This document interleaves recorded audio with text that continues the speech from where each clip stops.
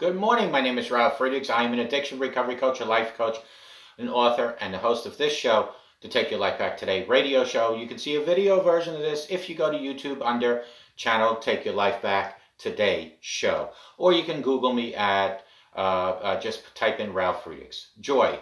I was talking to a friend who was discouraged about a difficult family matter that was impacting her young daughter in a very negative way the other day. I had watched my friend get more and more overwhelmed by the anxiety and the stress to the point that I could see her own health was being jeopardized. I was reminded that when God brought the Israelites out from their oppressive captivity in Babylon, that he promised they would go out in joy and be led forth in peace in Isaiah 55:12. So I encouraged her that if we're going to come out of the dark places like she was in, we are going to stand under the trials of life. We have to come out with joy and walk in peace. It's a necessary thing. We have to use joy to deliver us from anxious thoughts, defeats, and discouragement. Listen, joy is the key and it's inside of all of us. You just got to get it out. You may be facing a difficult situation today, maybe even yesterday. Perhaps you've lost a loved one, or your child has got off course somehow. Life has pushed your joy down sometimes. The key is to staying strong in God is through partaking in his joy every single day. When Nehemiah was encouraging the people under extremely difficult circumstances in the rebuilding of the walls of Jerusalem, he said, celebrate with a feast, for the joy of the Lord is strength, in Nehemiah 8:10.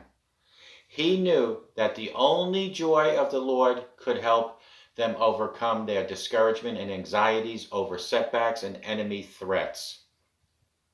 Friends, Jesus prayed that his joy would remain in you and that your joy be full in John 15:11.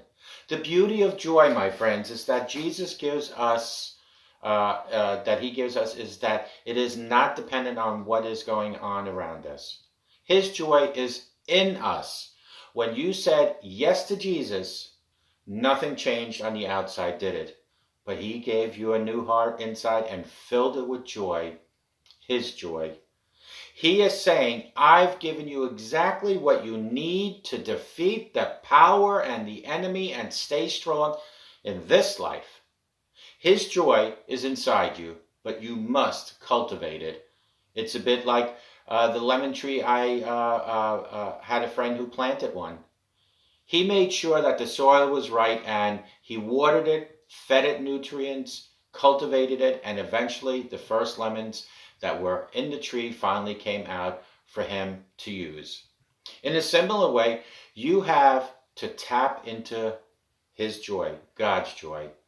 You have to develop it and practice it. The Apostle Paul said it this way, rejoice in the Lord and always.